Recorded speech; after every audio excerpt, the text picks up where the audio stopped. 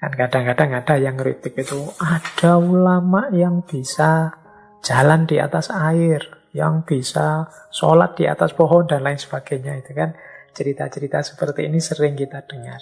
Kemudian banyak yang kemudian nyinyir bahwa tidak mungkin, itu tidak masuk akal itu dan lain sebagainya. Ya memang konteksnya mungkin bukan konteks pemahaman biasa, tapi ini konteksnya karomah, keistimewaan yang diberikan oleh Allah kepadanya.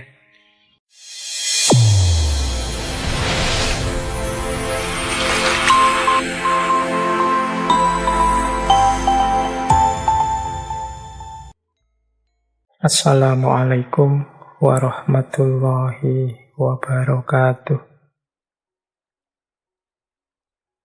Bismillahirrahmanirrahim. Alhamdulillahi rabbil alamin. Wa bihi nasta'inu ala umurid dunya waddin.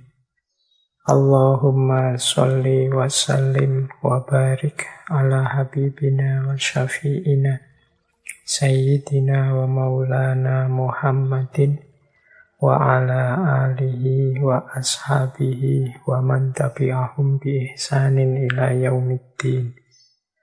Amma ba'du. Bismillah teman-teman, mari kita lanjutkan lagi ngaji filsafat kita. Kita lanjutkan lagi belajar kita. Semoga teman-teman semua masih siap, masih kuat untuk istiqomah ngaji, nambah ilmu dengan segala cara dan jalan seperti biasa kita ngaji. Baik, teman-teman, ini malam hari ini kita ada di sesi yang terakhir untuk tema para raja dan para wali. Malam hari ini kita ketemu yang khas lagi. Malam hari ini kita tipe yang terakhir dari tema raja dan wali, yaitu yang sekaligus raja dan sekaligus wali. Jadi beliau ini yo pandito, yo ratu secara sekaligus. Nah, kebetulan tokoh luar biasa kita malam hari ini adalah Khazanah Nusantara juga, yaitu Sunan Gunung Jati. Insya Allah nama Sunan Gunung Jati ini teman-teman mestinya sudah sangat hafal, sangat paham. Bahkan mungkin nanti apa yang akan saya sampaikan sebagian besar teman-teman sudah tahu. Jadi saya pamit ini menyampaikan beberapa hal. Kalau ada yang keliru, ada yang meleset, ada yang tidak cocok, monggo memberi feedback, saya diingatkan, sehingga kita bisa bareng-bareng belajar. Apalagi ini tokoh dari kalangan kita sendiri tentunya, berarti nanti hikmah-hikmah yang kita ambil dari kehidupan beliau itu banyak relevansinya untuk hidup kita. Karena kalau bahasanya hermeneutik itu konteks historisnya itu ada di tempat kita sendiri, tidak lagi di luar. Kalau yang kemarin-kemarin mungkin wadahnya wadah di luar budaya kita, sehingga mungkin saja ada satu dua hal yang kurang relevan. Kurang relevan itu mungkin karena beda ruangnya atau beda waktunya.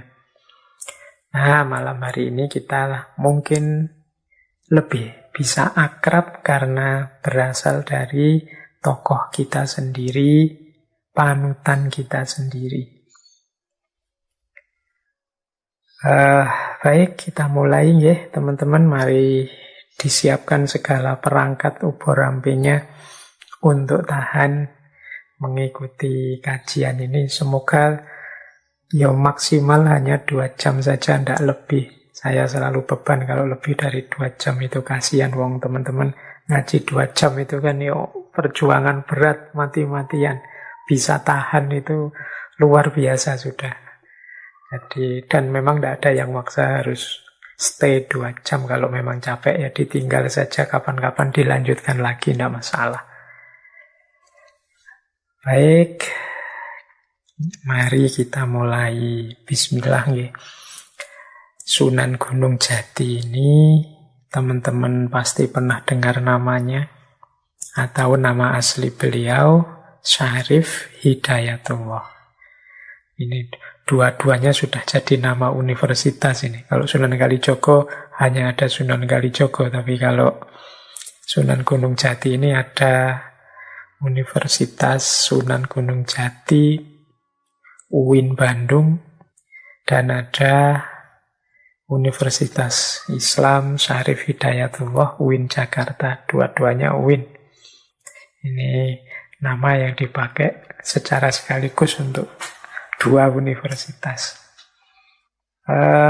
Beliau ini merupakan salah seorang dari Wali Songo, putra dari seorang penguasa Mesir yang menikah dengan putri Sri Baduga Maharaja Prabu Siliwangi dari Kerajaan Pajajaran. Jadi memang ada ceritanya kok bisa jauh ya Pajajaran bisa dapat suami dari Mesir. Jadi ini ceritanya ibu beliau ini yang namanya Roro Santang saat itu bersama kakaknya. Ini dua-duanya sama-sama putra Prabu Siliwangi. Kakaknya dikenal dengan nama Pangeran Walang Sungsang. Pangeran Walang Sungsang ini satu ketika bermimpi bertemu Rasulullah, bertemu Nabi Muhammad sampai 3 kali. Nah, mimpi ini membuat dia gelisah, kemudian minta izin pada ayahandanya untuk pamit berguru agama Islam. Jadi saat itu ada seorang syekh yang masyhur sekali, seorang dai namanya Syekh Datuk Kahfi yang tinggalnya di Gunung Jati. Nah, ketika pamit pada ayahnya, tidak diizinkan oleh ayahnya. Akhirnya lari, karena saking inginnya berguru, belajar agama Islam. Lari dan adik beliau ikut, dan sehingga kemudian keduanya berguru pada Syekh Datuk Kahfi. Kemudian nanti setelah tuntas berguru, ini nanti oleh gurunya diminta membuka hutan di daerah Gunung Jati di bagian selatan. Daerah yang dibuka ini nanti dikenal dengan nama Tegal Alang-alang. Dan beliau, Pangeran Walang Sungsang ini menggunakan gelar Cakrabuana. Nah, Tegal Alang-alang ini nantinya ketika sudah maju, itu karena punya pelabuhan-pelabuhan, di situ banyak berinteraksi dengan berbagai bangsa. Jadi terjadi percampuran dengan banyak bangsa. Karena banyak terjadi percampuran-percampuran ini, maka daerah itu nanti dikenal sebagai Caruban. Dan Caruban ini nanti lahir jadi satu kerajaan tersendiri, dikenal sebagai Caruban Nagari, yang hari ini kita kenal sebagai Cirebon. Cirebon itu karena mata pencaharian sebagian besar orang saat itu mencari udang. Nah, jadi dari mata pencaharian itu kemudian daerah situ dikenal sebagai Cairebon dan hari ini dikenal Cirebon. Nah, zaman itu merupakan satu negeri tersendiri yang dikenal sebagai Caruban Nagari yang dipimpin oleh Pangeran Walang Sungsang dengan gelar Cakrabuana. Ini nanti ada hubungannya dengan kisahnya Sunan Gunung Jati. Nah, selama masa pendidikan dengan Syekh Datuk Kahfi ini, beliau berdua ini, kakak adik Pangeran Walang Sungsang dan Roro Santang ini diperintah oleh gurunya untuk naik haji. Waktu naik haji itulah mereka ketemu penguasa Mesir saat itu namanya Sultan Abdullah. Sultan Abdullah ini kemudian tertarik pada Roro Santang, kemudian dilamar, diterima, menikah di sana. Nanti setelah menikah, nama beliau berganti menjadi Syarifah Mutaim. Ada cerita nantinya beliau berdua ini tinggal di Mesir sampai sekitar 3 tahun. Dan nanti melahirkan Syarif Hidayatullah yang ini nanti kita kenal sebagai Sunan Gunung Jati. Dan seorang lagi adiknya namanya Syekh Syarif Nurullah. Jadi ceritanya seperti itu. Mengapa kok dari Pajajaran ketemunya Mesir. Nah, nanti pada usia 20 tahun, Syarif Hidayatullah ini ditinggal ayahnya. Jadi ayahnya meninggal. Tapi Syarif Hidayatullah ini semangat belajarnya tinggi. Sehingga beliau ketika diminta untuk menggantikan ayahnya, tidak mau. Sehingga tahta diduduki oleh adik beliau. Dan nanti beliau lebih memilih mengembara, mencari ilmu, termasuk nanti pada akhirnya kembali ke wilayah Sunda, ke tempat paman beliau, Cakrabuana. Bahkan nanti beliau diambil menantu oleh pamannya ini dan mendapatkan tahta Caruban Nagari, atau orang menyebut juga kadang Caruban Larang. Dan beliau nantinya mendapat gelar Susuhunan, atau orang yang dijunjung tinggi. Sementara itu kakek beliau, Prabu Siliwangi, mengizinkan beliau berdakwah, mengizinkan beliau menyebarkan Islam. Meskipun Prabu Siliwanginya sendiri tidak mau masuk Islam. Dan kemudian dari situ dimulailah nanti perjuangan dan dakwah dari Syekh Syarif Hidayatullah yang kita kenal sebagai Sunan Gunung Jati. Oke, itu dasar ya, informasi biografis saja tentang Sunan Gunung Jati ini. Nanti ada beberapa kontroversi-kontroversi yang tentu saja tidak mungkin kita angkat di ngaji filsafat ini. Kontroversi-kontroversi itu biarlah yang ahli sejarah, ahli filologi menelusuri.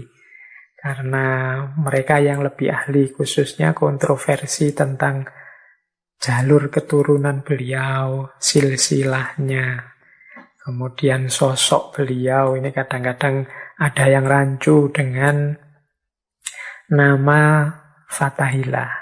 Jadi ada beberapa sejarawan yang menyebut ya Sunan Gunung Jati itu ya Fathahillah itu orang yang sama. Tapi ada yang bilang ya tidak, Sunan Gunung Jati dan Fathahillah itu orang yang berbeda. Kalau Fathahillah ini asalnya seorang panglima perang dari Pasai yang nama beliau adalah Fadulahan. Ketika Pasai dan Malaka direbut Portugis, ya terus beliau hijrah ke Jawa. Jadi memperkuat kekuatan armada kesultanan-kesultanan Islam Jawa, Demak, Cirebon, Banten, dan lain sebagainya. Dan beliau inilah nanti yang mampu menaklukkan Sunda Kelapa, sehingga namanya nanti diganti Jayakarta. Jadi orang yang berbeda meskipun saling bantu-membantu dalam perjuangan. Kemudian ada juga tentang silsilah. Ini ada yang bilang ya asal-usul beliau itu sebenarnya tidak nenek moyang beliau itu tidak hanya dari Mesir. Tapi kalau ditarik-tarik ya bisa nyambung sampai Hadramaut. Jadi beliau ini masih kalau ditarik silsilahnya ya tetap akan sampai pada Rasulullah. Nama Syarif di depan nama beliau itu kan memang indikasinya ke sana. Ini bisa dilihat misalnya di tulisan-tulisannya Sayyid Naqib Al-Attas, yang beliau ini memedomani naskah sejarah raja-raja Cirebon. Tapi yang kontroversi mungkin ini nanti jatahnya teman-teman ya, yang ahli sejarah, yang ahli filologi. Kita malam hari ini lebih pada hikmah-hikmah apa, pelajaran-pelajaran apa yang bisa kita ambil dari beliau Kanjeng Sunan Gunung Jati. Baik, kita mulai materi kita biar tidak terlalu banyak cerita-ceritanya, kita lebih banyak belajarnya. Ini kita awali dari gelar beliau ya. Beliau itu waktu memimpin Cirebon, gelar beliau ini adalah Ingkang Sinuhun Kanjeng Susuhunan Jati Purba Panetep Panatagama Aulia Allah Kutubiz Zaman Khalifatu Rasulillah Sallallahu Alaihi Wasallam. Nah, ini panjang sekali nih gelarnya. Ini mirip kalau di Jawa itu kan Sultan itu ya disebut juga Khalifatullah Tanah Jawa dan sekaligus Panatagomo. Jadi ini gabungan antara ya pendeta, ya ratu, ya ahli agama, ya raja. Jadi apalagi beliau Kanjeng Sunan Gunung Jati ini. Beliau ini bahkan tidak hanya ahli agama, tapi seorang wali. Beliau ini ada di beberapa naskah disebut beliau ini makomnya adalah wali kutub. Kalau teman-teman merujuk ketika dulu membahas Ibnu Arabi, wali yang makomnya kutub ini dapat disebut sebagai penghulunya para wali. Wali yang sampai derajat ini di satu zaman jumlahnya hanya satu. Sehingga kalau ada wali kutub kok sekaligus waliul amri, raja sekaligus wali, yang walinya wali kutub, ini ya seolah-olah ini gabungan dari dua posisi raja. Raja duniawi dan raja ukhrawi. Rajanya wali dan juga rajanya kerajaan. Ini sampai di titik ini sebenarnya mulai terasa betapa istimewanya beliau Kanjeng Sunan Gunung Jati ini. Baik, kita mulai menelaah sisi-sisi hikmah dalam hidup beliau yang bisa kita ambil pelajaran. Sehingga setiap kali kita melakukan kajian ada sedikit gerakan naik, meningkatnya kualitas diri kita. Seperti biasa, kita awali dari menggali karakter beliau. Dalam catatan saya, karakter beliau ini bisa kita sebut minimal ada 5 karakter yang luar biasa. Yang pertama, beliau ini saya sebut tadi ya, pandito ratu. Ya pandito, ya ratu. Bahkan tidak sekedar pandito, tidak sekedar ahli agama, tapi beliau ini wali. Ya wali, ya raja. Nah, ya kalau tentang wali ini kan mudahnya orang itu mengkategorikan wali itu dari banyak cerita-cerita tentang karomah beliau. Cerita-cerita tentang karomahnya Kanjeng Sunan Gunung Jati ini ya sangat banyak. Cerita-cerita seperti ini itu kan kita temukan di semua kisah para wali songo. Jadi di berbagai sumber banyak diceritakan bagaimana kewalian Kanjeng Sunan Gunung Jati ini. Misalnya ini yang saya ingat ya. Ada cerita misalnya ketika beliau muda, waktu beliau akan berangkat untuk mencari ilmu, beliau ini oleh ibunya diberi bekal 100 dirham. Tapi saat beliau berangkat, di tengah jalan dicegat oleh para perampok yang ingin mengambil hartanya. Nah, Syekh Syarif Hidayatullah ini yang masih muda ini, kemudian karena dirampok dan orang yang makomnya sudah dekat dengan Allah itu kan biasanya memang tidak terlalu terikat oleh dunia apalagi harta. Jadi dirampok ya diberikan saja semua tadi bekal dari ibunya yang sekitar 100 dirham ini. Para perampok ini kaget, ini profilnya kelihatan biasa-biasa membawa uang banyak. Perampoknya malah tidak puas, ingin nyari lagi. Mesti kamu membawa uang lagi lebih dari ini. Karena dipaksa terus, akhirnya Syekh Syarif Hidayatullah itu sambil tersenyum malah nuding ke sebuah pohon yang dekat dengan tempat beliau berdiri. Ya sudah, kalau kalian tidak puas dengan yang saya beri itu, tuh lihat, ada pohon yang seutuhnya terbuat dari emas. Ambil saja nanti bagi dengan teman-temanmu. Ternyata begitu ditunjuk pohon tadi, memang benar berubah menjadi emas. Tapi cerita selanjutnya tidak kemudian para perampok ini rebutan emas. Jadi mereka kemudian sadar dan akhirnya rela untuk masuk Islam. Jadi ini salah satu cerita karomah beliau. Ada juga misalnya kalau teman-teman membaca Serat Wali Sono. Di Serat Wali Sono itu ada cerita tentang karomahnya Sunan Gunung Jati. Satu ketika terjadi peperangan antara Demak dan Mojopahit. Ini kan Kanjeng Sunan Gunung Jati ini kan bagian dari Demak. Karena beliau anggota para wali yang memang mempromosikan berdirinya Demak.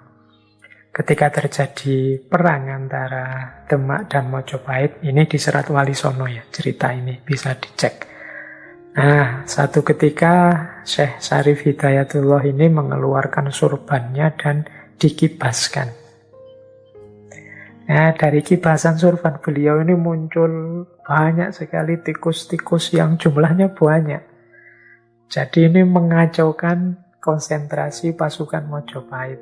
Ya kalau kita itu kan, kalau ketemu tikus itu kan setengah-setengah jijik gimana itu kan. Sejago apa kita itu kalau ada tikus ya agak meloncat-loncat itu kan. Nah, itu yang dilakukan. Ini ada cerita seperti itu. Dan banyak lagi cerita-cerita ya. Mungkin teman-teman bilang, Pak yang gitu-gitu kok rasanya tidak rasional ya, tidak masuk akal ya. Ya pasti saja tidak masuk akal karena definisinya mukjizat karomah itu sesuatu yang khariqul adah.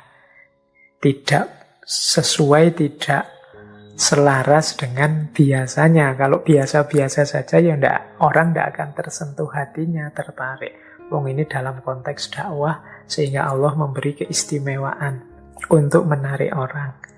Ya pasti saja jadi luar biasa dan tidak masuk akal dalam konteks zaman itu. Seperti Nabi Musa tiba-tiba tongkatnya jadi ular, ya tidak masuk akal. Dari mana tongkat bisa jadi ular? Nah, tapi kalau Allah menghendaki sebagai mukjizat pada seorang nabi, ya pasti saja tidak masuk akal. Dan harus tidak biasa-biasa saja. Kalau biasa-biasa saja kita paham ya, namanya bukan mukjizat, bukan karomah. Dan kadang-kadang ada yang kritik itu, ada ulama yang bisa jalan di atas air, yang bisa sholat di atas pohon dan lain sebagainya. Itu kan cerita-cerita seperti ini sering kita dengar. Kemudian banyak yang kemudian nyinyir bahwa tidak mungkin, itu tidak masuk akal itu dan lain sebagainya. Ya memang konteksnya mungkin bukan konteks pemahaman biasa, tapi ini konteksnya karomah, keistimewaan yang diberikan oleh Allah kepadanya. Biasanya untuk tujuan tertentu, untuk target tertentu, misalnya menyentuh hati orang, membuat orang terbuka dan menerima hidayah dan lain sebagainya. Jadi cara memahaminya seperti itu. Ya kalau biasa-biasa saja, ya bukan mukjizat, bukan karomah namanya.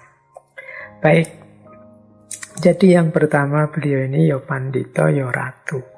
Segala keistimewaan seorang wali beliau miliki dan segala kehebatan seorang raja juga beliau miliki. Beliau juga menaklukkan hampir seluruh Jawa Barat pada saat itu dan sedikit wilayah Jawa Tengah. Jadi ini karakter pertama. Ini kalau dibaca lah terus apa Pak yang kita ambil hikmah dari pandita dan ratu ini?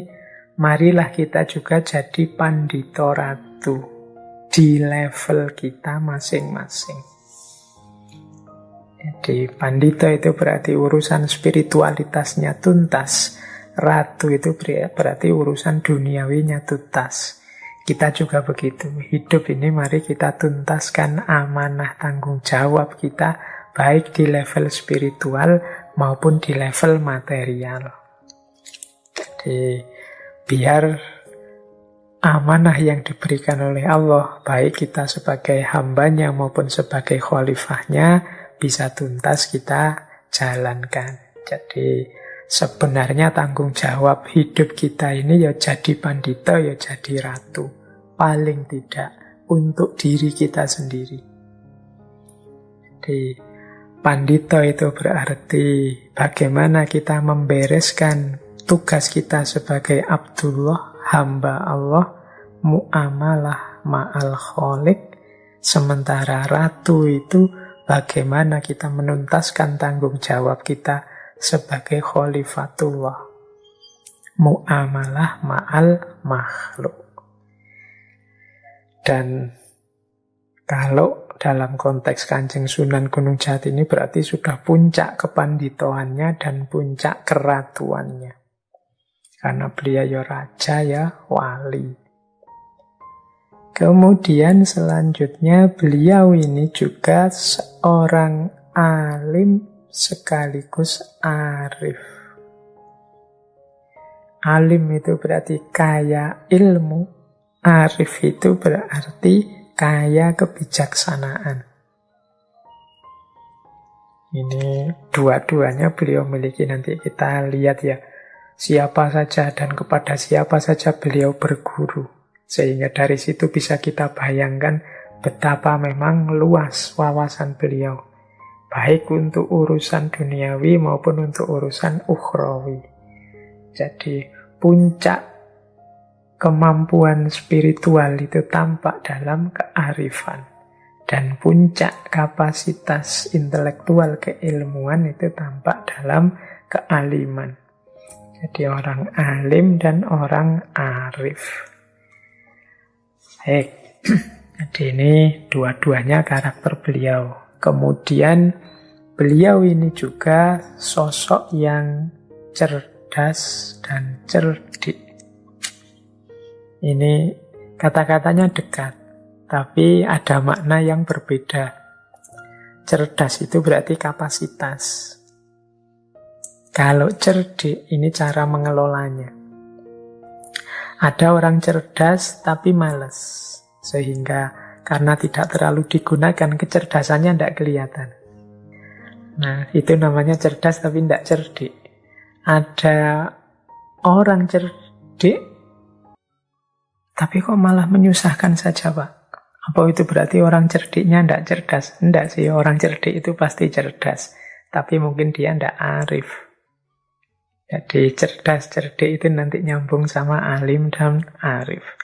Jadi kecerdasan itu kapasitas. Kalau kecerdikan itu cara dia menerjemahkan kecerdasannya dalam hidup sehari-hari secara pas.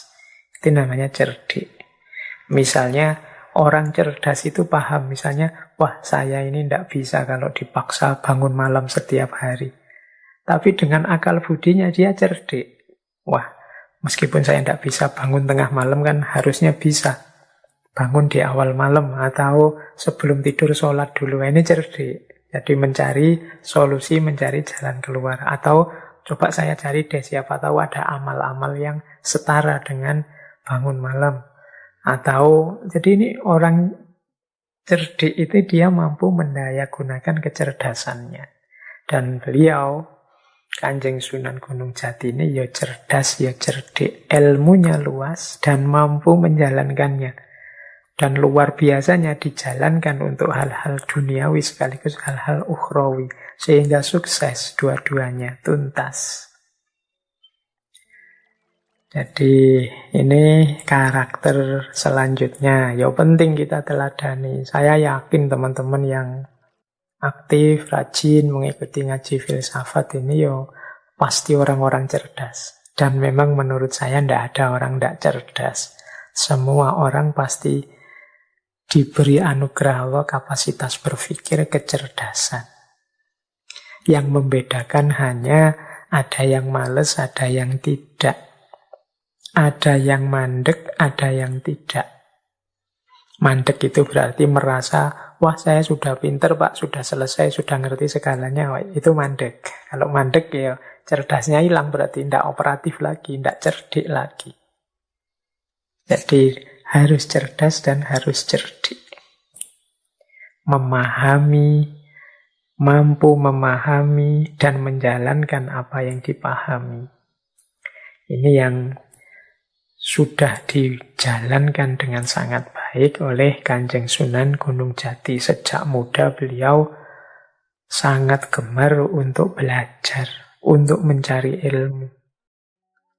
Di guru-guru beliau itu kalau melihat beberapa naskah, khususnya naskah Mertasinga, itu setidaknya ada sekitar 7 ulama besar. Nanti kita lihat ya, 7 ulama besar ini siapa saja. Dan sebagian besar adalah para wali. Sehingga tidak heran kalau beliau terdidik secara sekaligus sebagai seorang alim dan seorang arif. Oke, kita lanjutkan dulu, nanti kita bahas lagi yang tentang guru-guru beliau. Yang keempat, beliau ini punya karakter kolaboratif. Kolaboratif itu maksudnya apa? Kesadaran bahwa aku tidak akan sukses, tujuanku tidak akan terpenuhi kalau aku menyendiri. Tidak mau bekerja sama dengan yang lain.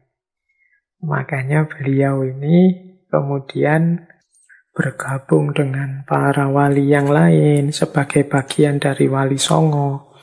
Kemudian bekerja sama dengan para penguasa lokal. Bahkan juga terbuka bekerja sama dengan para pedagang yang lintas budaya, lintas agama, lintas ras dalam rangka memajukan perekonomian rakyat pada saat itu. Jadi ini karakter yang keempat, kolaboratif. Nanti akan lebih jelas di titik-titik mana beliau ini terbuka untuk bekerja sama, berkolaborasi. Tentu saja kolaborasi dalam hal-hal yang baik.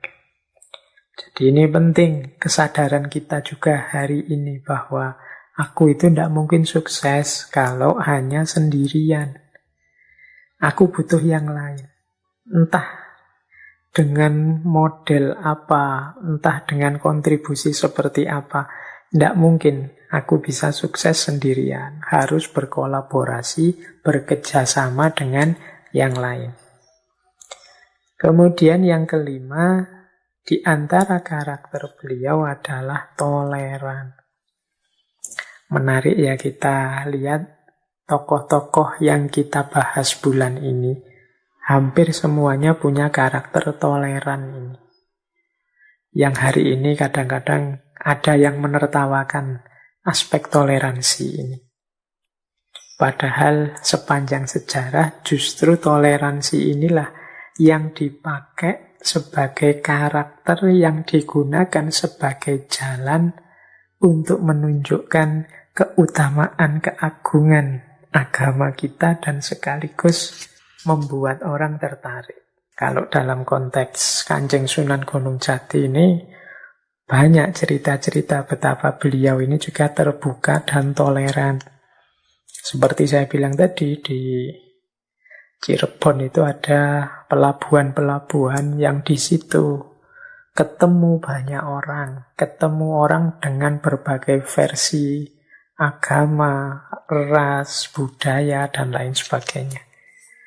Nah, itu kalau kaku, kalau misalnya jangan kerjasama dengan orang asing, jangan kerjasama dengan yang tidak agamanya beda dan lain sebagainya, ya tidak jalan perekonomian saat itu. Dan itu menurut saya bagian dari kecerdasan juga dari Kanjeng Sunan Gunung Jati. Bahkan kalau teman-teman mau melihat kapan-kapan ya coba datang ke Keraton Kasepuhan itu. Coba cermati di sana. Ada banyak ornamen-ornamen pernak-pernik keraton itu yang kalau teman-teman jeli di situ ada perpaduan sekaligus dari 3 agama. Hindu, Islam, Buddha. Juga ada budaya-budaya yang masuk, ada Jawa, ada Tiongkok, ada Eropa. Misalnya ya, coba cermati positioningnya keraton, kemudian alun-alun, kemudian masjid. Nah, ini kan khas Islam Nusantara saat itu. Jadi bagaimana keraton dekat dengan alun-alun, dekat masjid. Ini penciri Islamnya. Sementara tembok keratonnya, itu yang bentuknya batu bata merah, kemudian bentuk gapura dan arsitekturnya, itu jelas itu pengaruh arsitektur zaman Mojopahit yang Hindu. Kemudian di situ ada Siti Hinggil, ada pendopo-pendopo kecil. Nah, itu kan representasi dari budaya Jawa yang masuk ke situ. Keramik-keramiknya, bahan keramik yang ada di sekeliling situ, coba cek. Itu kalau tidak Eropa, ya Tiongkok. Kemudian teman-teman boleh datang ke tamannya. Ada Taman Bundaran Dewan Daru itu, yang ada di tengah-tengah keraton. Di situ ada unsur Hindunya, misalnya dalam wujud lembu nandu. Atau unsur Eropanya. Di situ ada meriam dari, katanya itu hadiah dari Raffles. Kemudian coba teman-teman cermati lagi di Kasepuhan itu ada kereta kencana, namanya kereta kencana Singa Barong. Itu desain kereta itu ada ciri-ciri kerukunan antara agama.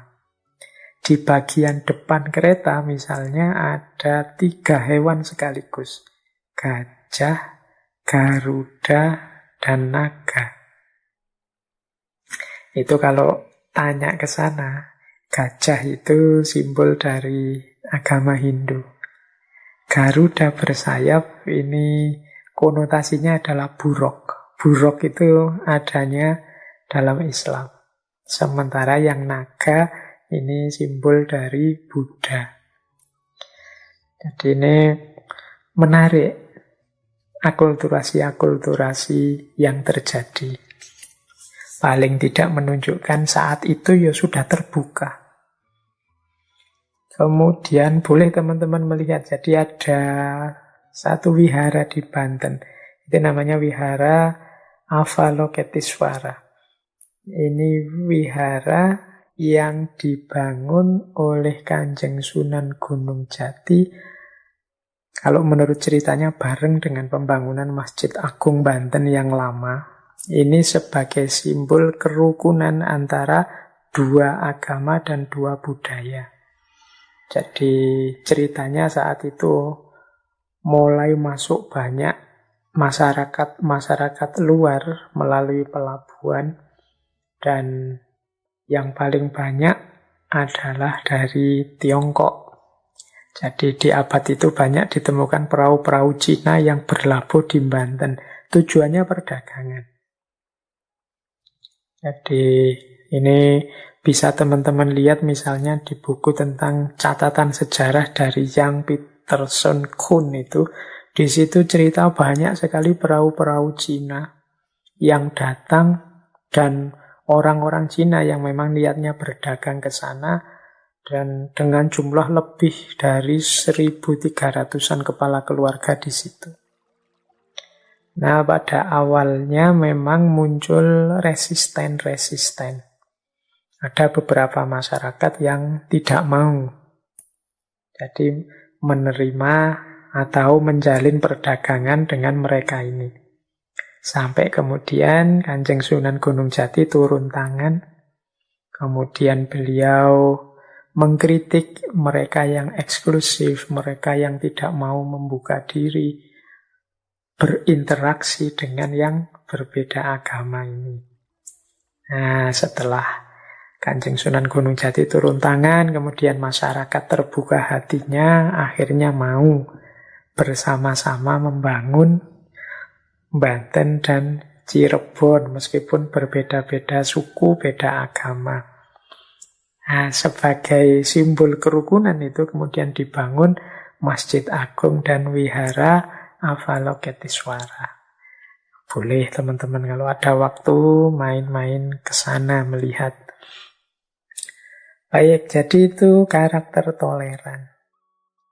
Semoga karakter semacam ini masih hidup di tengah-tengah kita.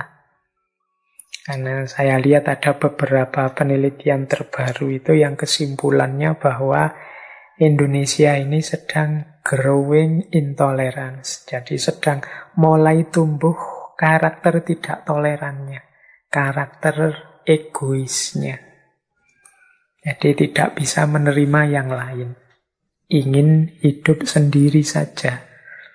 Nah, ya semoga tidak ya. Tapi kalau mulai ada indikasi ke sana, mari cepat-cepat kita obati. Karena ini akan jadi penyakit dalam hidup bersama di tengah masyarakat yang majemuk seperti Indonesia ini. Jadi berarti tadi ada paling tidak 5 karakter utama dari Kanjeng Sunan Gunung Jati. Yang pertama Pandito Ratu, yang menyimbolkan bagaimana kita harus hidup baik sebagai Abdullah maupun Khalifatullah. Kemudian kealiman dan kearifan, ini simbol bagi luasnya wawasan, baik wawasan-wawasan duniawi maupun ukhrawi. Kemudian cerdas dan cerdik, ini menunjukkan bagaimana pikiran-pikiran, jalan berpikir rasional itu sifatnya praktis, tidak sekedar pinter tapi untuk dirinya sendiri, atau pinter hanya sifatnya a priori saja, tapi cerdik. Dengan kecerdasannya bisa mengatasi masalah. Kemudian terbuka untuk bekerja sama, untuk kepentingan bersama, dan sekaligus toleran.